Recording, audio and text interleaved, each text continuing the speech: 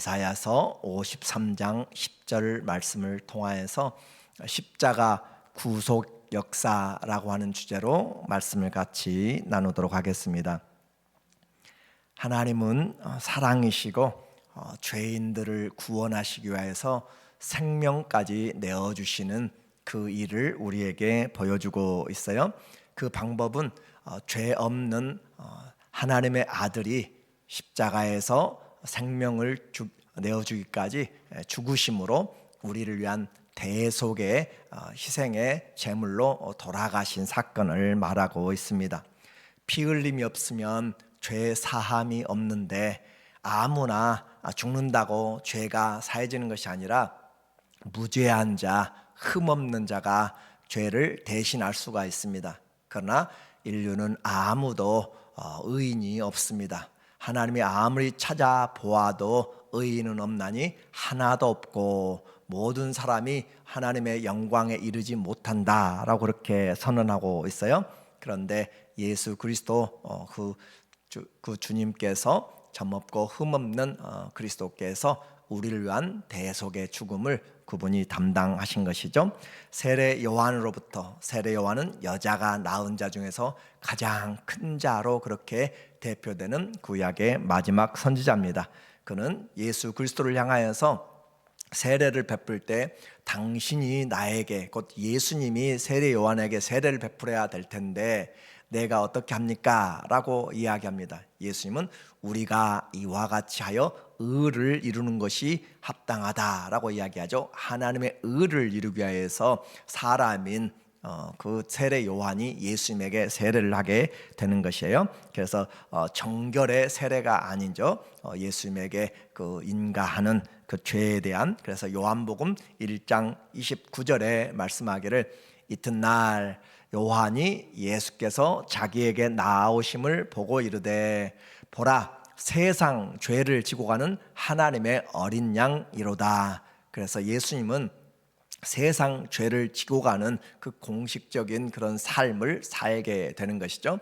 그리고 36절에도 또 반복하여 이야기합니다. 예수께서 건이심을 보고 말하되 보라 하나님의 어린 양이로다. 이 하나님의 어린 양이라는 개념은 이스라엘 사람들이 아니면 알지를 못해요. 하나님이 이스라엘이 노예 상태에 있을 때, 이집트의 노예에 있을 때 하나님께서 그들을 구원하여 내시기 위해서 마지막 10가지 재앙 중에 마지막 재앙이 바로 장자를 죽이는 것이었습니다. 모든 장자들을, 동물까지도 첫 번째 태생은 다 죽게 되는데 오직 이 어린 양을 잡아서 문설주의 임방에 바른 그 집은 죽음의 사자가 넘어가. 그래서 그것을 유월절이라고 이야기해요. 그래서 넘어간다, pass over라고 하는 유월한다는 뜻으로, 그래서 그 어린 양이 바로 하나님의 어린 양이라는 뜻인 거죠. 그렇게 하였고 바로 고린도전서 5장 7절에 너희는 누룩 없는 자인데 새 덩이가 되기 위하여 묵은 누룩을 내버리라.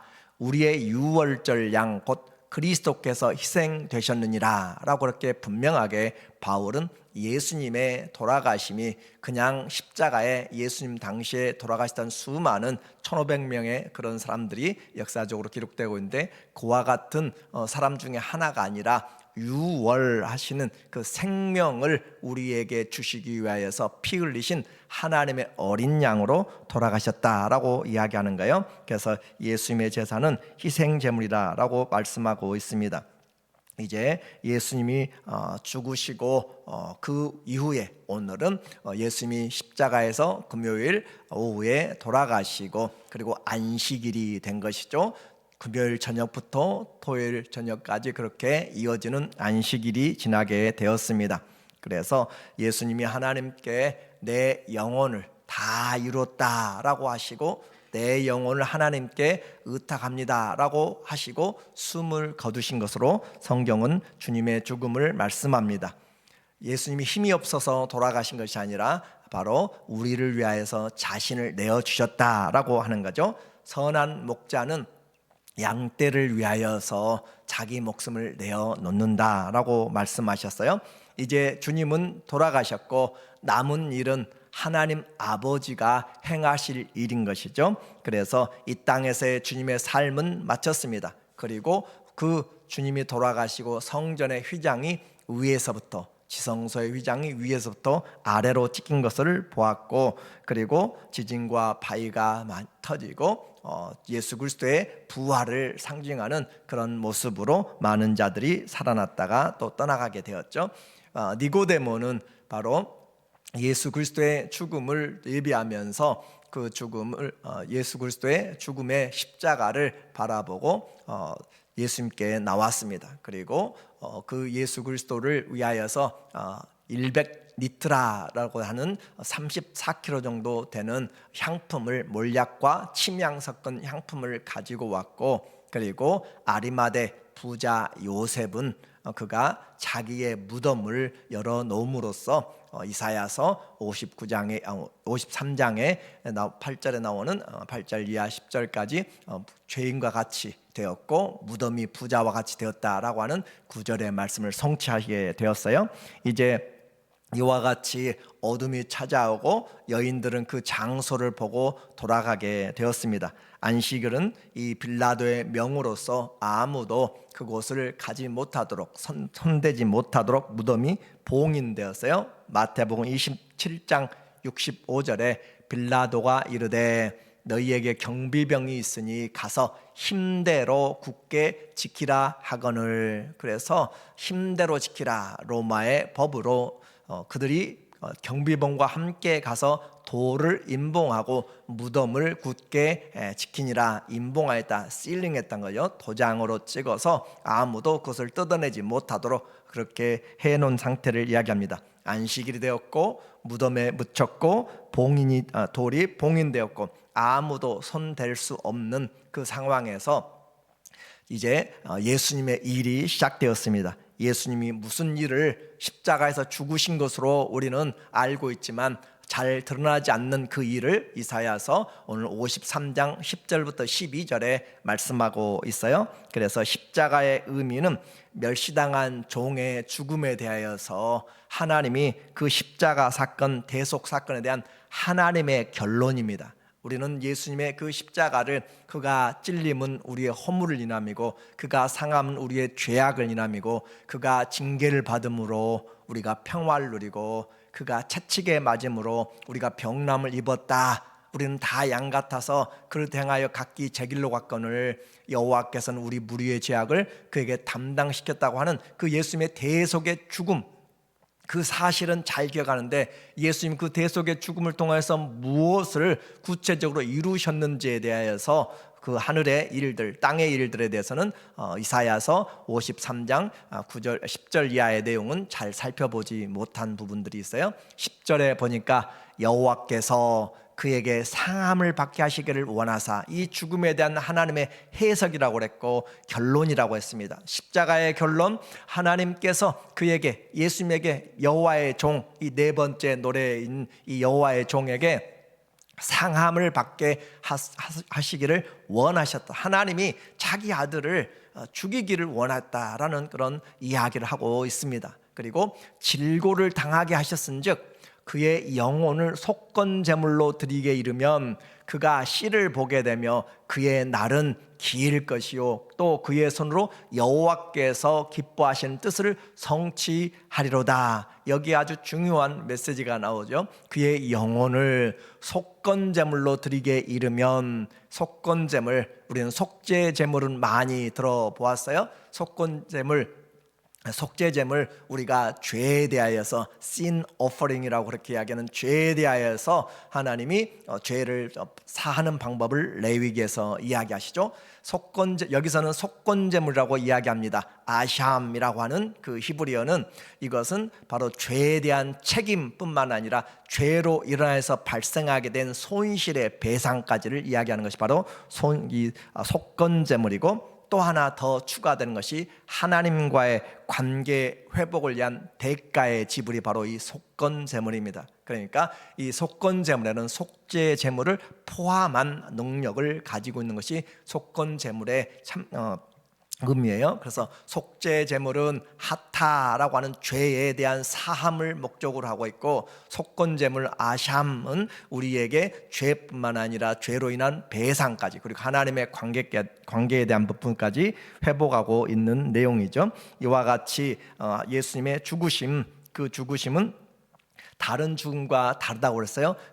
그가 씨를 보게 될 것이다, 후손을 보게 될 것이다, 곧 믿음의 자녀들을 낳게 될 것을 말씀하고 있고, 그의 날은 장구할 것이다, 그의 나라는 영원하다라는 것을 우리에게 반복적으로 이야기하고 있죠. 그리고 11절에 그가 자기 영혼에 수고한 것을 보고 만족하게 여길 것이라. 그 고난, 십자가에서 모든 것을 다 내어놓고 그렇게 수욕을 당하신 주님이 자기 영혼에 수고한 것을 보고 만족하게 여긴다. 이 제사가 하나님 앞에 영광스럽게 되었다는 것이고, 가장 중요한 메시지로 이제 나의 의로운 종이 자기 지식으로 많은 사람을 의롭게 하며 또 그들의 죄악을 친히 담당하리로다. 이 예수님의 죽으심은 하나님의 뜻이었고, 또한 뿐만 아니라 의로움의 성취였습니다. 그리고 이제 또 하나 우리에게 예비하신 것이 있는데, 우리에게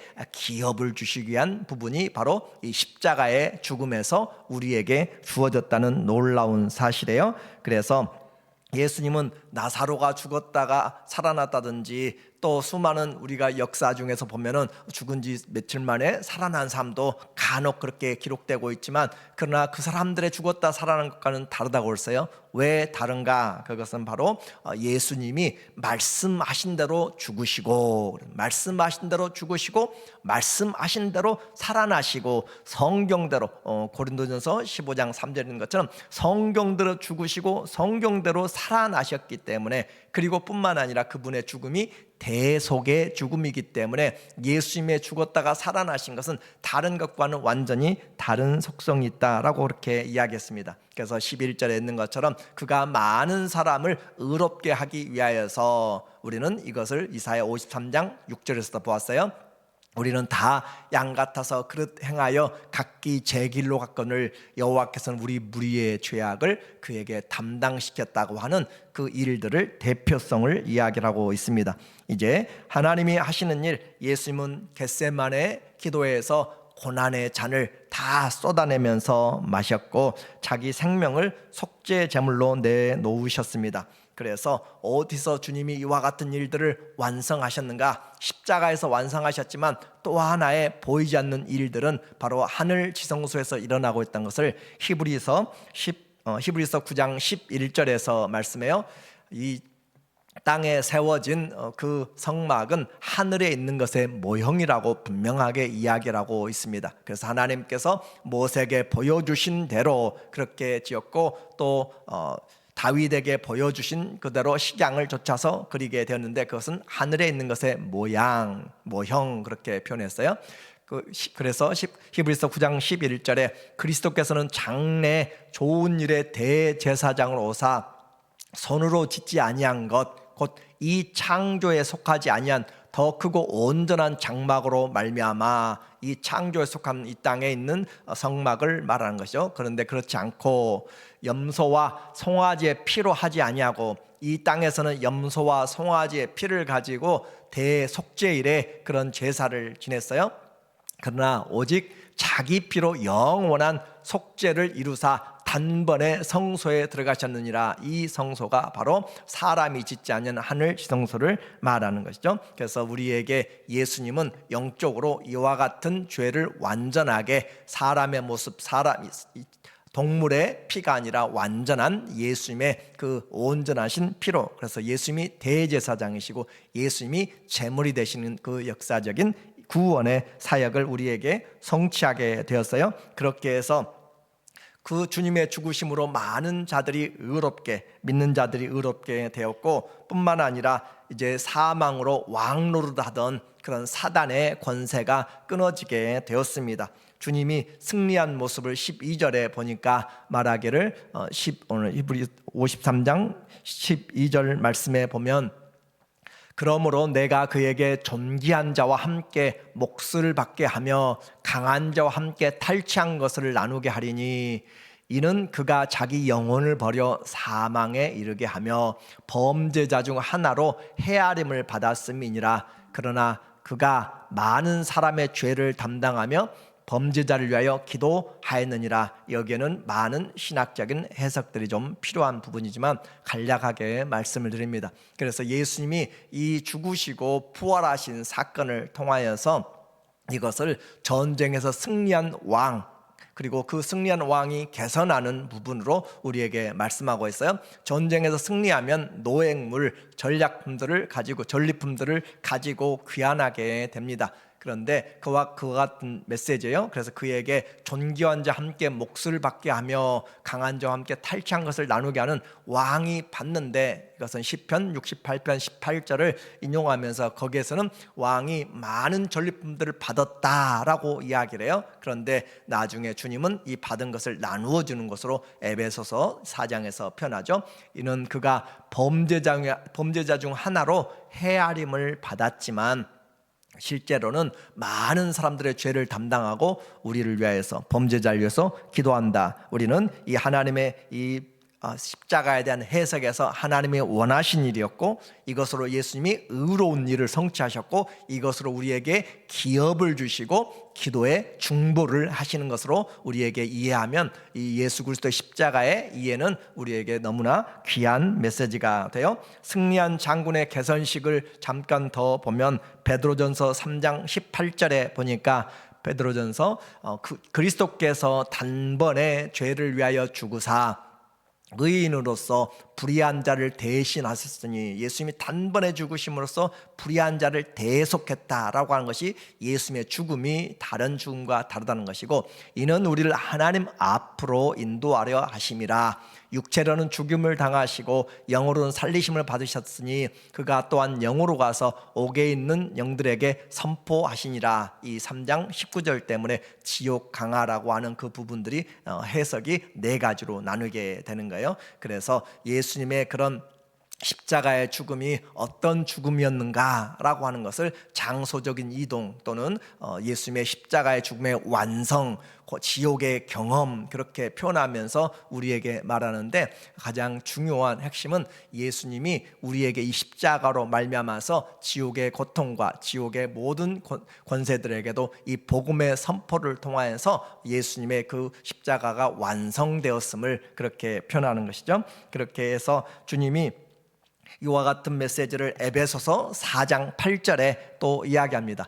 이러므로 이르기를 그가 위로 올라가실 때 사로잡혔던 자들을 사로잡고 사람들에게 선물을 주셨다 하였도다. 이 선물을 주셨다, 에베소서에는 선물을 주셨다라고 그렇게 왕이 우리에게 주셨는데, 그러나 시편 68편 18절에서는 69편 18절에서는 예수님이 왕이 선물을 받았다라고 그렇게 표현하고 있어요. 그래서 시편 68편 18절은 왕이 받았고, 그리고 에베소서 4장 8절은 왕이 받고 주었고 라고 하는 것은 우리가 당시의 전쟁의 상황을 이해하면 알게 됩니다. 왕이 전쟁에 승리하게 되면 적군으로부터 그 모든 탈취물들을 다 가지고 와요. 승리자가 가지고 오는 노획물들이죠, 전리품이죠. 그러나 왕이 받고 오면, 그리고 그 왕이 자기 국민들에게는 그 선물들을 나누어 준 것으로 에베소서에서는 그렇게 해석을 하고 있어요. 그래서 해석을 해주는데, 그가 그렇게 나누어 주는데 뭘 나누어 주었는가라고 하는 것이 에베소서의 핵심이었죠. 그래서 올라가셨다 하셨은즉 땅 아래 낮은 곳으로 내리셨던 것이 아니면 무엇이냐, 이 말이 바로 지옥에 내려갔는가라는 부분에서 해석이 같이 연결되는데, 예수님을 이 개혁주의에서는 해석하기를 하늘에서 땅으로 내려오셨을 뿐만 아니라 땅에서 십자가에서 죽으시기까지 그렇게 생각함으로써 예수님의 낮아지심을 그렇게 설명하고 있어요. 그리고 또 올라갔다라고 하는 것은 승귀하셨다, 비하와 승기로 그렇게 설명을 합니다.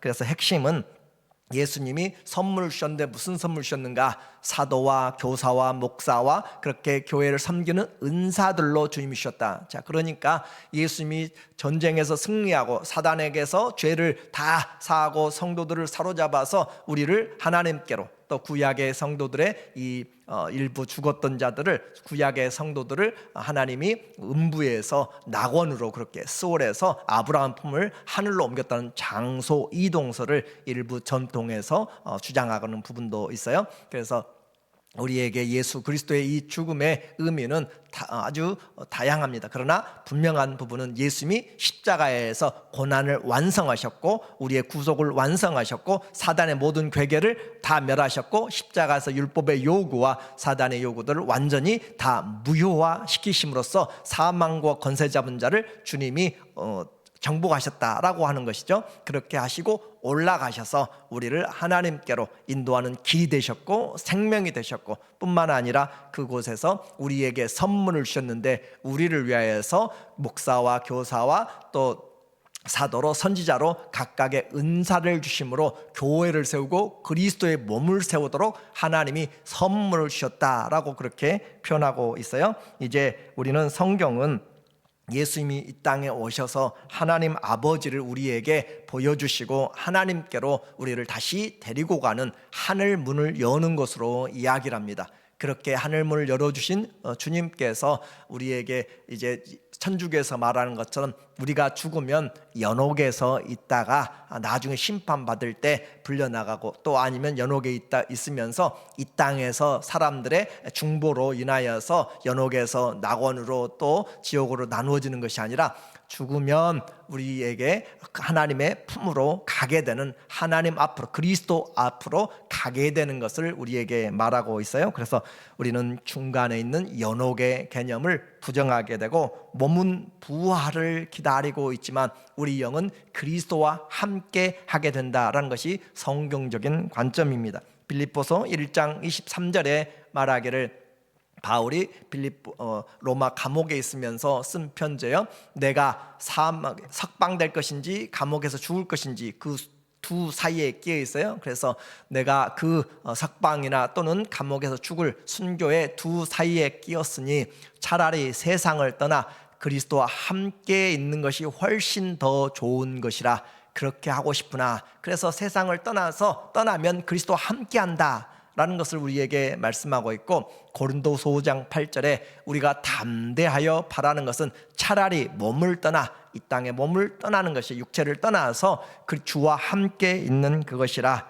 그러므로 우리는 주 예수 그리스도 앞으로 가게 되는 것이고, 십자가 이제 우리에게 말씀한 것처럼 영원한 하나님의 나라에 가게 되는 그 길을 열어주신 것, 다시는 우리가 이 죄를 위하여서 죄 사할 그런 제사를 드릴 필요가 없다라고 하는 것으로 하나님의 완전한 속죄를 이야기합니다. 히브리서 10장 10절 말씀해 보니까, 히브리서 10장 10절에 이 뜻을 따라 예수 그리스도의 몸을 단번에 들이심으로 말미암아 우리가 거룩함을 얻었노라. 12절, 오직 그리스도는 죄를 위하여 한 영원한 제사를 드리시고 하나님 우편에 앉으사 그가 거룩하게 된 자들을 한 번의 제사로 영원히 온전하게 하셨느니라. 결론은 18절에 이것들을 사하셨은즉 다시 죄를 위하여 제사 드릴 것이 없느니라. 완전한 속죄, 그리고 완전한